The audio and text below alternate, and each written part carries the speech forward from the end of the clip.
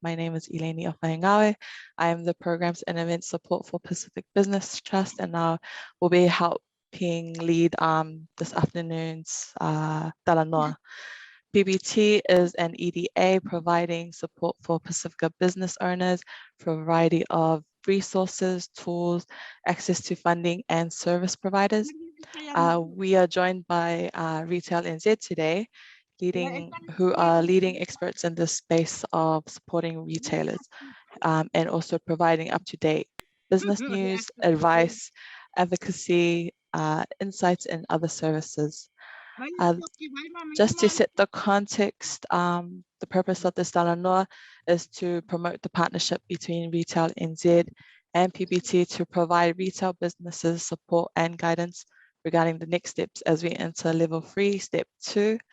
This partnership will go beyond this evening's drop-in clinic to include assistance for Pacifica businesses who may need services provided by Retail NZ. So this is an opportunity for all to ask questions for the Retail NZ team, whether it be specific to your business context, and get answers to help you open safely as the region moves forward. So as we begin,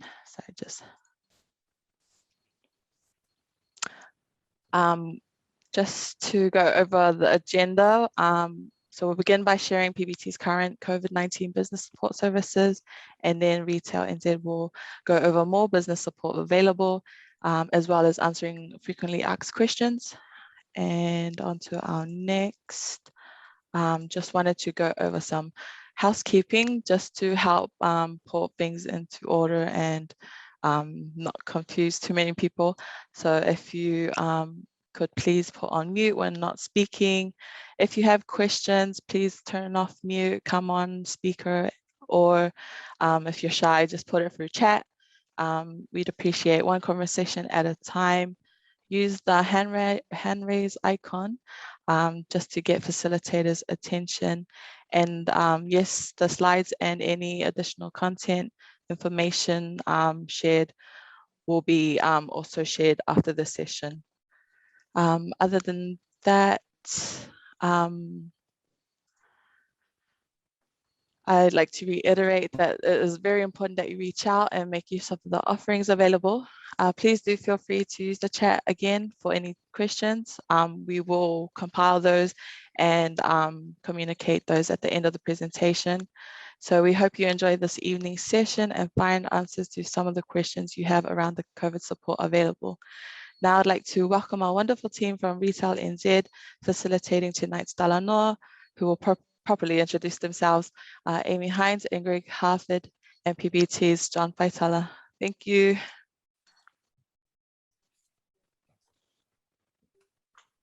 Good evening, everyone.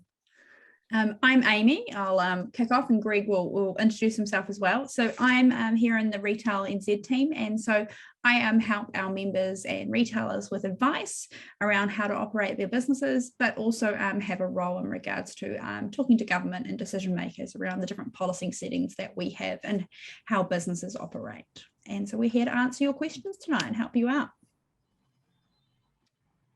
Hello everyone, I'm Greg Harford. I'm the Chief Executive of Retail NZ.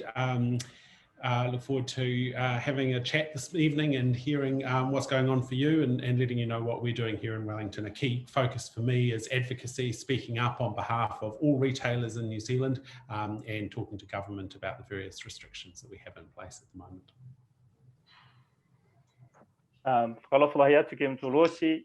name is John Faitala. The General Manager, Programs and Services and Clients here at the Pacific Business Trust, and just wanted to say warm greetings to you all, but also acknowledge and say thank you to the awesome team at Retail NZ who have agreed to come and partner with us on this piece of work tonight and in the ongoing partnership that we're looking forward to the Retail NZ team. Please do make use of the session and ask any questions that is specific to your business.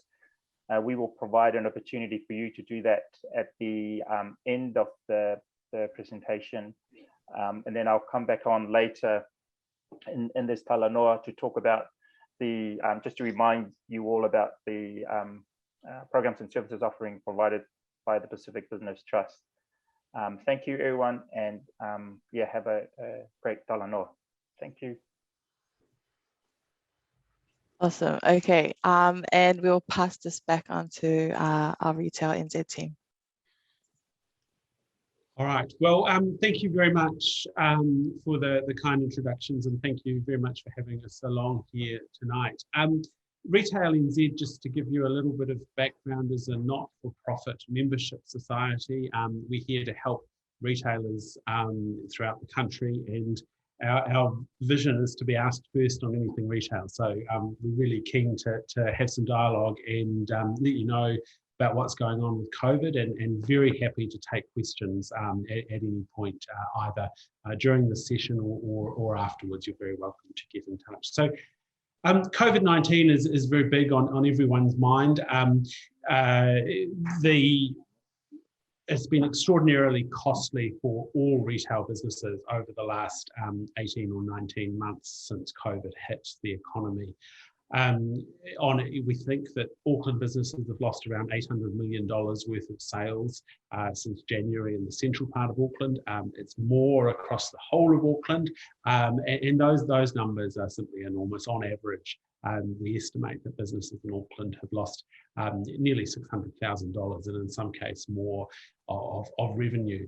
And we haven't seen yet the true cost of that across the country, including to small and medium businesses in Auckland. Obviously, the current lockdown period has dragged on now for 12 weeks, although we're a little bit out of that today, I'm very pleased to say.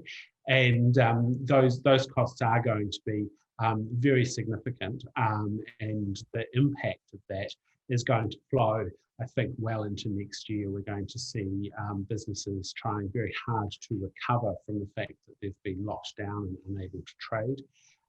We know that online trading and click and collect is a good option for some businesses, but it's not a substitute for getting customers into store, particularly if you're running a retail business where customers like to touch and feel the products that you're selling and talk to your teams in store and so forth. So look, it's been a very difficult time, and it's fantastic news that I'm talking to you today on the first day of step 2 of the Auckland Roadmap, where businesses are able to open their doors finally. So we might just flick on to the next slide, if we may. So as I say, big change today. All general retail stores are now able to be open in Auckland, although there are some restrictions, which we'll come on and talk to. There are also some exceptions. So personal services, beauty therapists, massage therapists, hairdressers, and so forth are not allowed to be open. They're still required to be closed. Food courts in shopping malls must be closed, and hospitality businesses such as restaurants and cafes are able to offer contactless click and collect services or delivery, but they're not allowed to have customers on site. So I'm not sure exactly who we've got on the call here tonight, but there's still a large number of businesses that are heavily restricted or closed, but the good news for general retailers is that you are able to be open subject to health measures. If we could just flick on to the next slide, please. There's probably a few key points just to talk about, and some of this you will be aware of course, but masks are compulsory in retail. They must be worn by customers and customer-facing staff. If you have a worker who is in a back room, an accounts clerk or something like that, they're not required to be wearing a mask, but if you're a customer-facing employee in the retail sector, you do need to be wearing a mask, as do your customers. It's a legal requirement that customers are wearing masks in retail as well. Contact tracing is still important at step 2 of level 3. There's no mandatory requirement for retailers to collect contact tracing information. You don't have to force your customers to do so. So we recommend that you ask your customers nicely to scan in using the QR code. But if you've got customers who refuse or don't want to, you are not obliged by the rules to collect that information. However, you do need to do a couple of things. You do need to, under the law, you must display an official government QR code poster so that people who want to scan in can do so. And you're legally required to have an alternative contact tracing system in place. So for people who don't have smartphones, you need to have some other way that they can record their details as they're coming into your store. The really important point to note is that I think in the early stages of last year, we saw businesses rolling out a sign-in sheet for their customers where you could ask customers to record their names, their addresses, their phone numbers, and their email addresses. But that is not acceptable. There are issues with the Privacy Act around that. If you have an alternative system in place, you need to make sure that other customers can't see the personal information of others.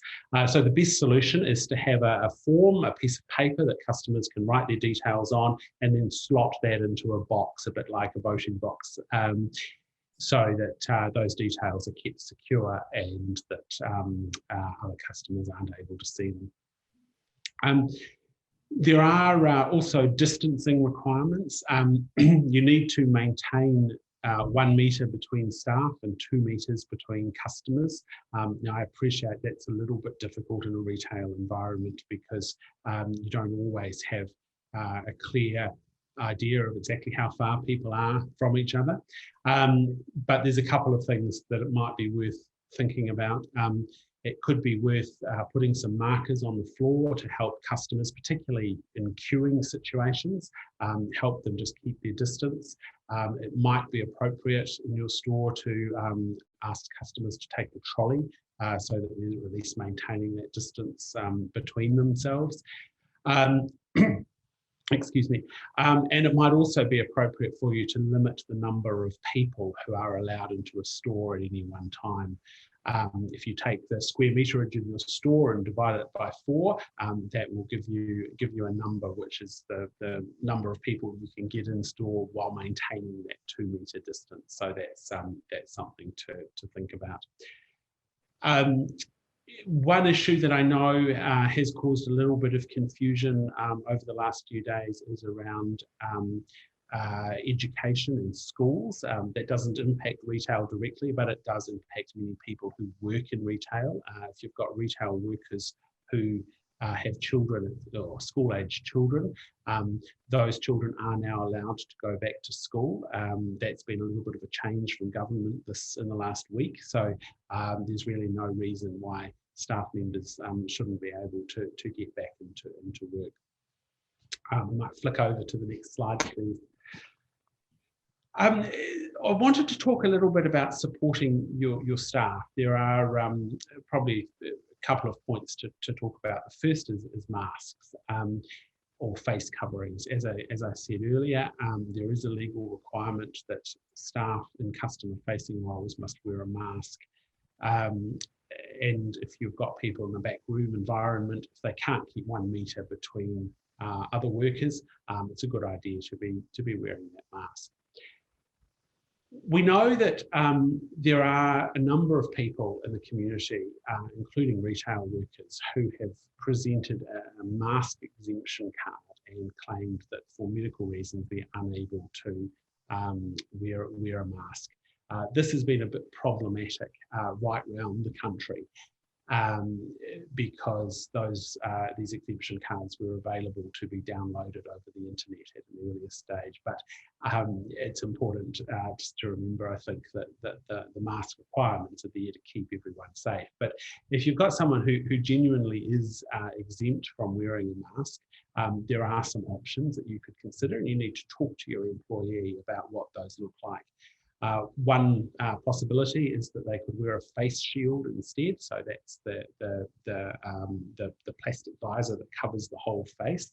And that is something that the Ministry of Health said is suitable. But if you were requiring an employee to wear one, you would need to provide that at a business cost. You could also talk to your employee about alternative duties. Are there other things that they could do that mean that they're not being a face-to-face customer worker? Can they work in the back room? Can they do unpacking or work off the floor? Now, of course, in a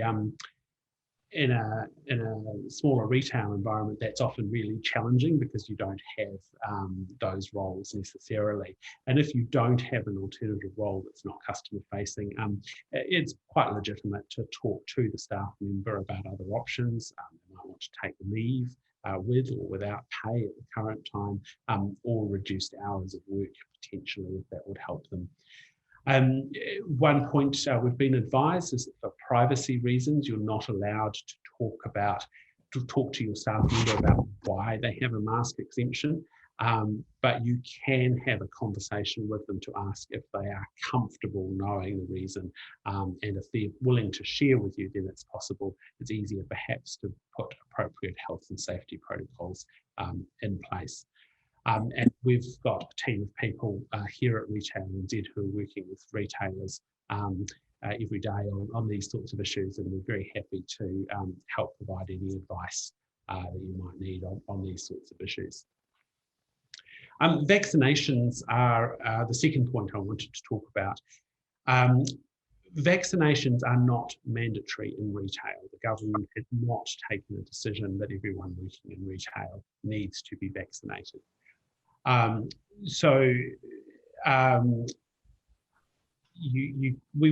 certainly be encouraging you to talk to your staff about vaccinations and allow them time to get vaccinated in the work day if that's possible, because a fully vaccinated workforce is going to help us ultimately minimise the number of lockdowns that we have. You can consider whether you want to make it mandatory for your staff to be vaccinated against COVID-19. In order to do that, you need to run a risk assessment process that will, where you go through and consider in some detail whether there are risks to your business that can't be mitigated in other ways through the use of masks and so forth. There are a number of retail businesses who are looking at this pretty closely, and many businesses are wanting to run a risk process, make that assessment. And if you do decide that you think there's a need to mandate vaccinations for your teams, you need to then consult your employees about that. You can't make a decision without consulting them. So you need to put a proposal on the table before you've made a decision. You need to listen to feedback that your team members might have on that proposal, and then consider that feedback before you make a decision around that.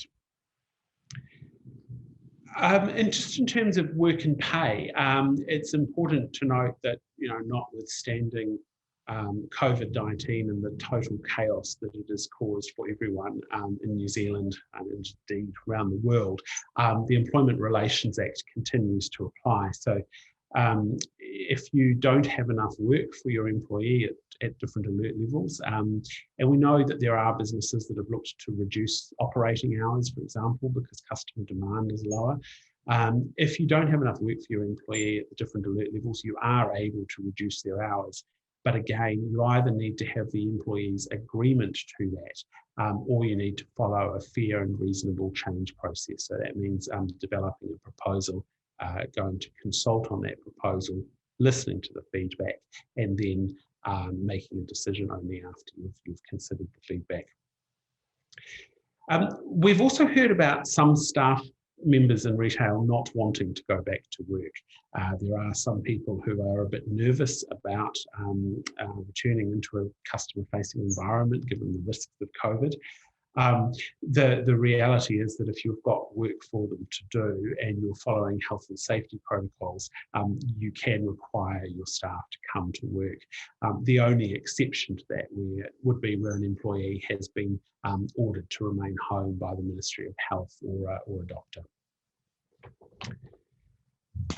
I might just jump on to the next slide, please. And we'll talk a little bit about masks and mask exemption cards. So as I mentioned earlier, customers are legally required to be wearing masks when they're out in the shops at the moment. And I really encourage you to think about putting up signs reminding customers that masks are required.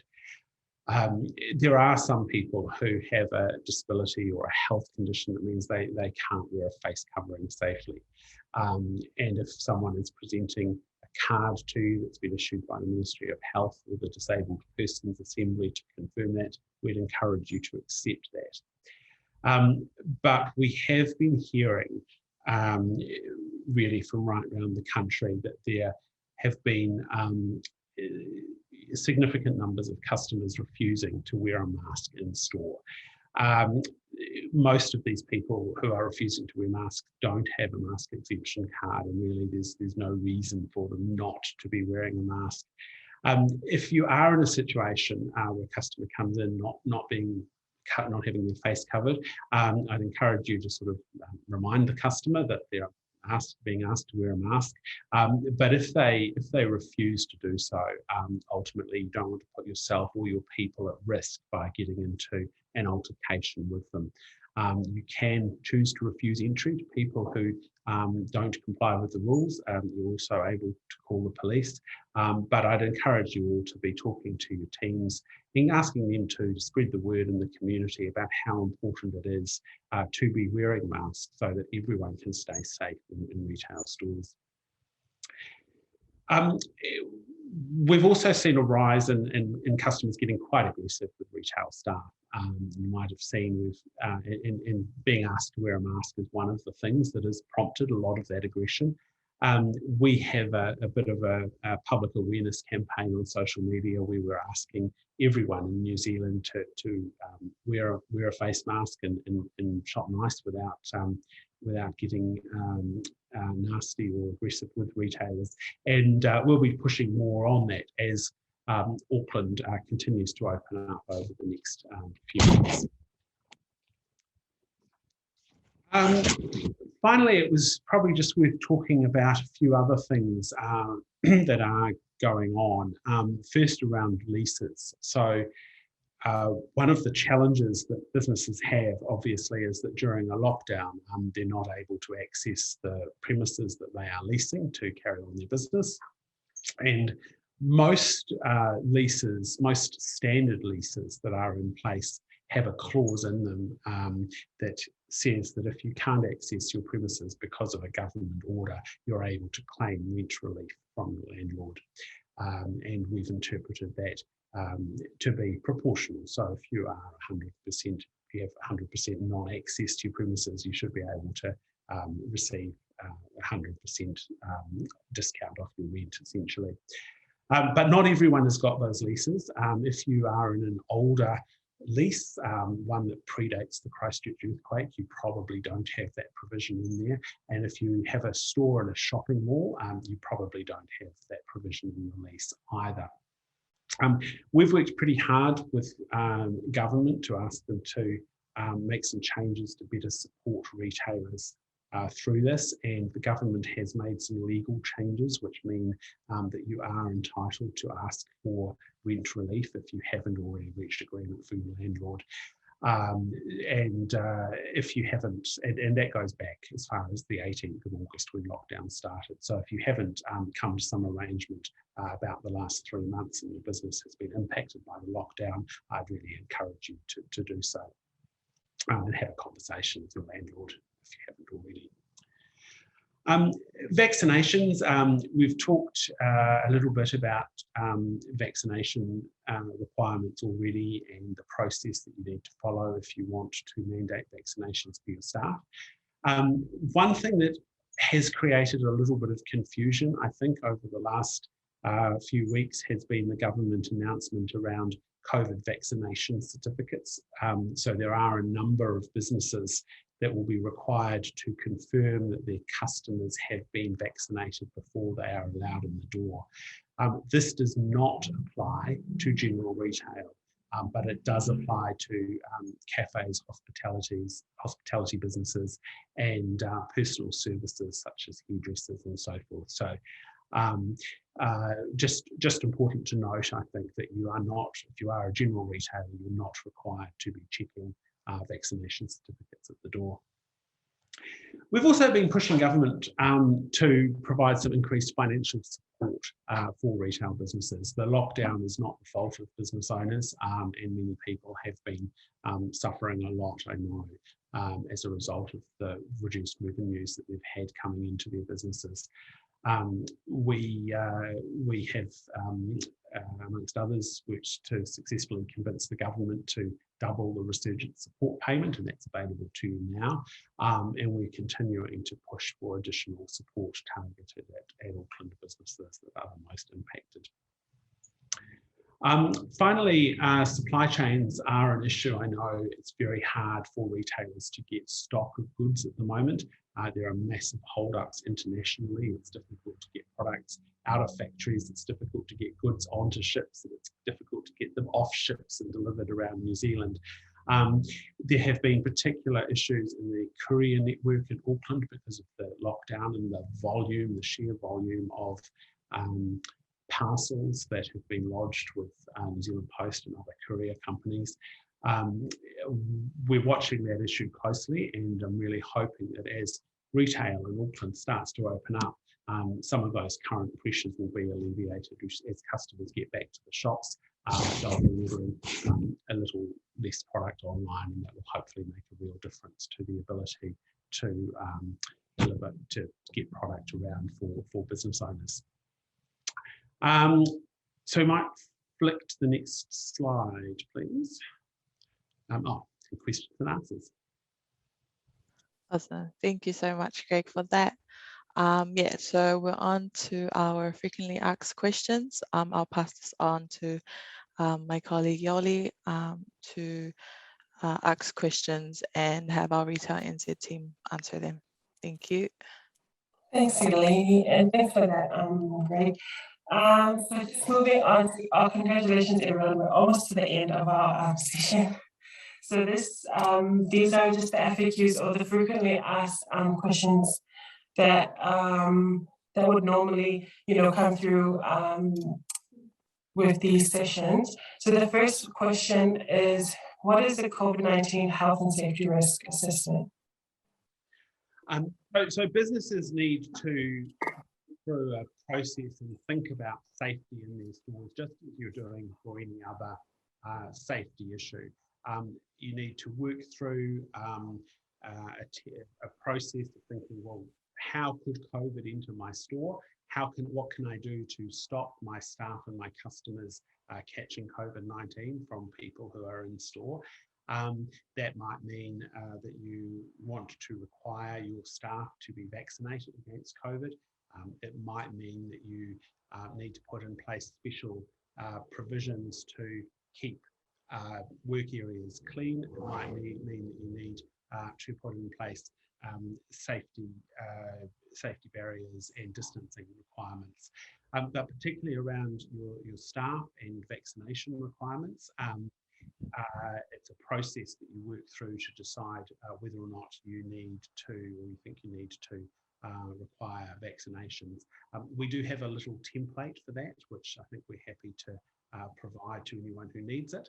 And government is also working to provide some more clarity about the detail of that.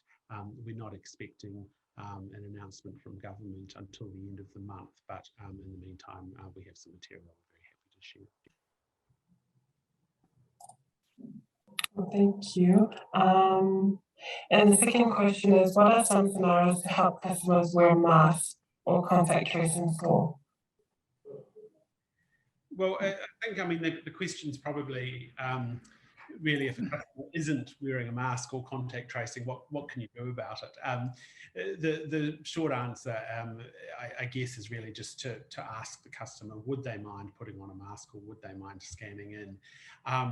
You know, it is possible to be you know, to have a conversation with some people and explain why these provisions are there. I think if people understand the rules or the reason for the rules, they're more likely to comply.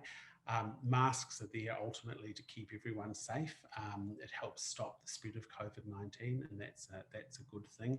Again, the contact tracing requirements, scanning the QR code is a good idea. It means that if someone does have COVID who comes into store, then it's possible for everyone who's been in contact with them to been contacted. I think it is, you know, you might have customers who really just refuse and who get very angry if they're being asked to take these steps. My best advice in those situations is to, you know, be very cautious of your safety and your employees' safety. You don't want to inflame the situation. So often stepping back from the situation is a good thing. It is possible you could call the police if required, but hopefully most situations won't get to that. The other really good idea is just to have some signs up in your store to remind customers that they need to wear a mask. And if you've got emails that are going out to your customer base, or you've got a feed on social media, really good idea just to kind of post some information and say, hey, we're open again, great news, but please remember to wear a mask. And I think the more we're reminding people of that, the better it is. And are vaccines mandated in retail stores? No, so vaccinations are not mandatory for retail workers or for retail employees. But as I mentioned earlier, businesses will need to go through a risk assessment process to work out whether they think they can help keep everyone safe by putting in place a rule that says all employees need to be vaccinated. Unless you are a supermarket or a pharmacy or a dairy, you will also be allowed to put in place a rule that says customers must be vaccinated, and you'll be able to check those details using the government's new COVID vaccination certificate arrangement, which you'll be able to scan a QR code to confirm that. I think for most retail businesses that may not be necessary, and it may be problematic. It will require additional staffing resource, and the government has said that actually it thinks retail is relatively safe as long as everyone's wearing a mask. You know, it would seem at this stage anyway that it's not required to scan, you know, check the vaccination status of customers, and in fact it could doing so could create a further point of conflict. We're hearing about lots of aggression from customers at the moment because everyone's pretty stressed out as a result of everything that's happened over the last 2 years and the last 3 months in particular. Well, that's great news for the anti-vaxxers. But can you take cash for purchases? Actually, that's a really interesting question, and something I should have mentioned earlier. So absolutely, you're still able to accept cash. But of course, cash is something that everyone touches, and it's been through lots of hands before it gets into your cash register. So if you are accepting cash, you need to maintain really good hygiene. You probably want your staff to be wearing gloves. You want to be wiping down surfaces with sanitizer quite often. But really, it is advisable to switch on contactless payments if you haven't already done so. If you can get your customers to pay using PayWave or something similar, that's fantastic. But there will be situations where customers don't have a PayWave card or they only have cash, and in those cases, you're absolutely still able to take it. What are some extra steps you can take to mitigate the risk of spreading COVID-19 in your store? The biggest things you can do are to have your customers and staff wearing masks, and to make sure that people are contact tracing. But it's also a really good idea to think about cleaning surfaces. If you've got areas where customers are potentially breathing on things, wipe down your counters regularly, use a proper alcohol-based sanitizer to do that, that will kill germs. Have hand sanitizer available for your teams and for your customers. Encourage everyone to be washing their hands often. And potentially, depending on how your store is laid out and exactly how it operates, you might want to have some of those perspex screens in place as well, to maintain a separation at the checkout between customers and employees. Awesome. Thank you so much for that. We've reached the end of our frequently asked questions. Now, yeah, we have a few questions. Sorry, am I still echoing? I think I figured out what was wrong with my mic. Okay, cool.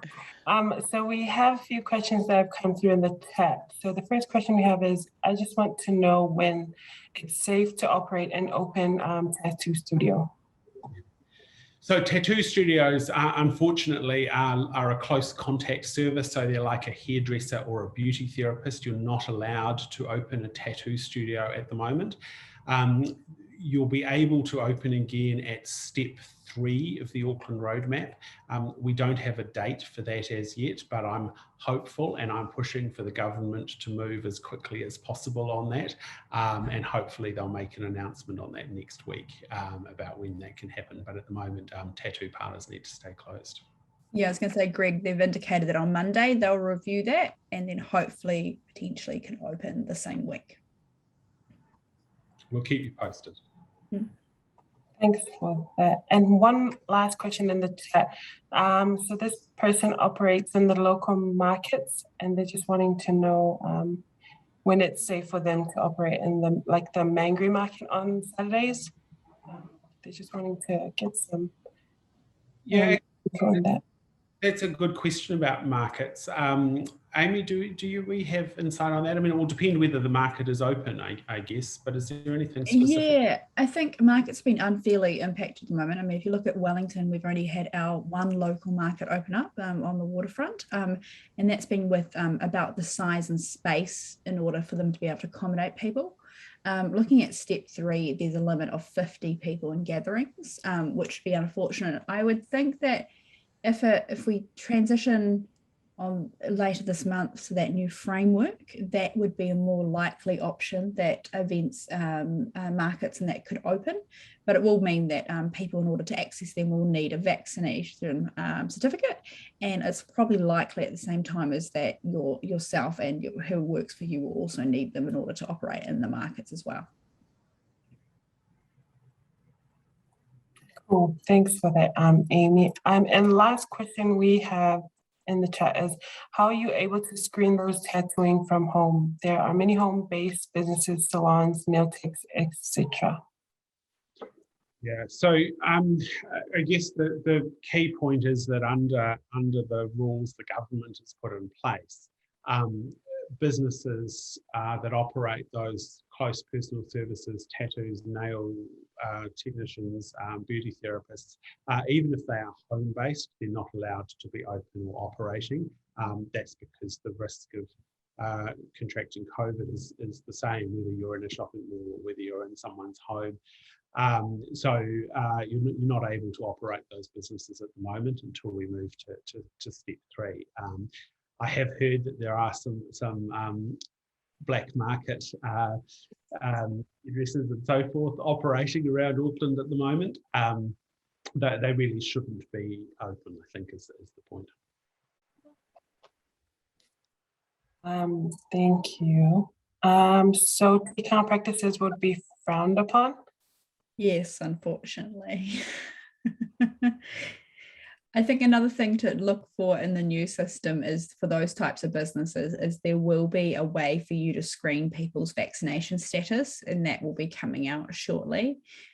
So when it comes to a vaccination kind of certificate, there'll also be a business-based app, which means that you can scan the certificate and it will pop up green, yep, that person's great, or red, no, you shouldn't serve them. But also there's a way of also pre-screening people if they're coming into your home as well. So you could set up a system that they can have to send the vaccination certificate through to you first, or send a screenshot, that sort of thing, and then you can try and do from there as well.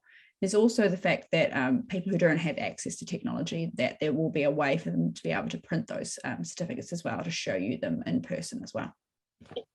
The other point to note, I think, on that is that when this new app is available, the government is pulling that together. The Ministry of Health is working on that. It will be available and downloadable to a smartphone. So you as the business owner will have an app on your phone that you can then use as a QR code.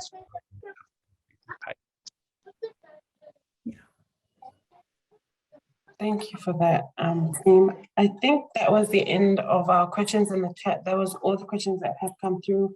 But yeah, just another reminder, like my colleague said before, if you have any questions, yeah, please come through to us through email and we'll be more than happy. If we can't answer it ourselves, then we'll pass it on to the team at Retail NZ, and yeah, we'll get back to you through email.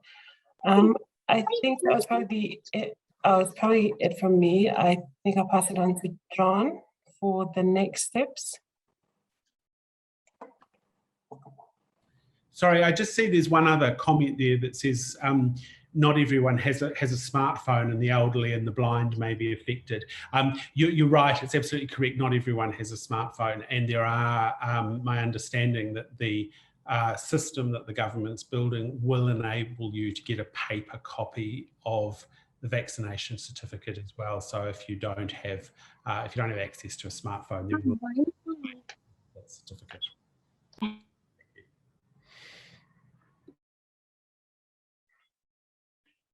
Awesome. Thank you, Yoli, and thank you, Greg and Amy, for sharing your insights with everyone. And yeah, thank you for those who are courageous enough to ask them these questions. Please do keep asking the questions that are specific to your context. You can email us or contact the team at PPT, and we can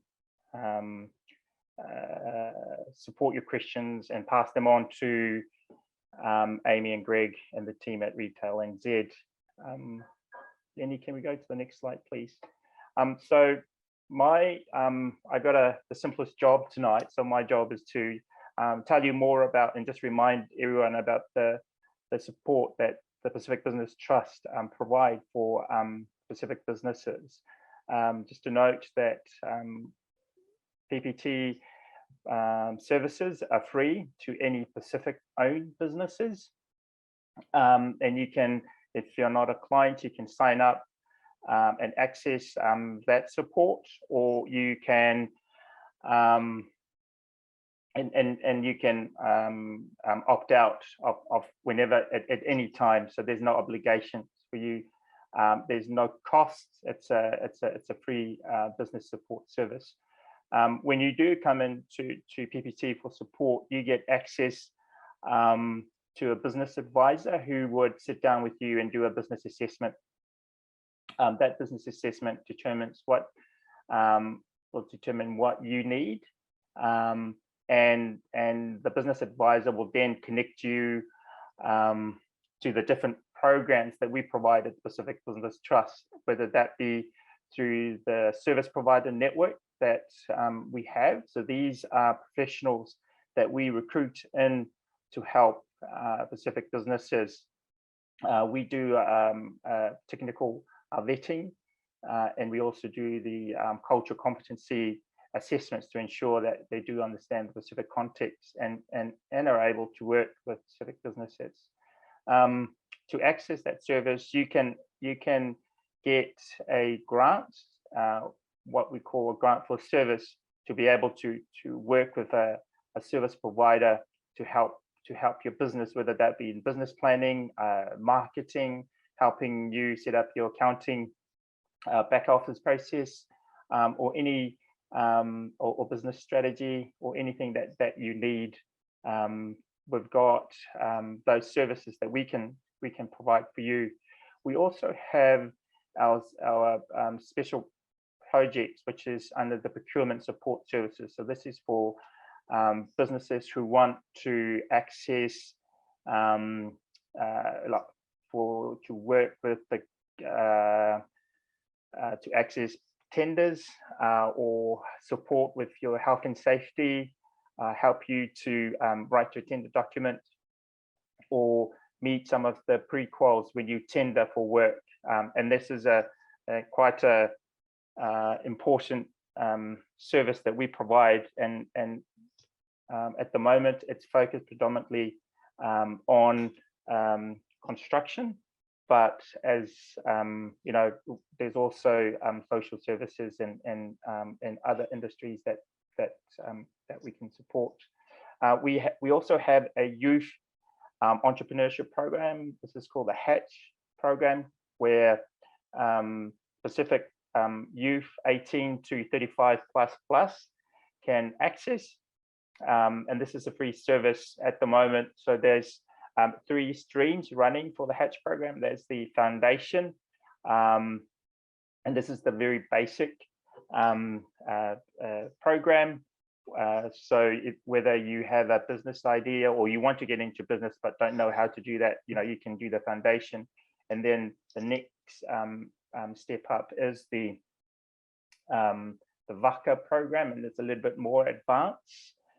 So the VACA program, it's a 12-week intensive program where you're connected in to business networks. You get mentors and business leaders who can mentor you throughout your business journey. And the third and the last stream is the Moana stream, where these are for you know, businesses that are really up and running, and you just need that extra support for you to go to the next level. If you need any support or you have any questions, please either email us on info@pacificbusiness.co.nz or call us on our 0800 number, 0800 287 7526. We've got an awesome team of customer support team. They can also talk to you in the Pacific language. If English is an issue, we've got a team who can speak Tongan or Samoan, and we continue to provide you know, services. We've got business advisors who can support also Pacific languages.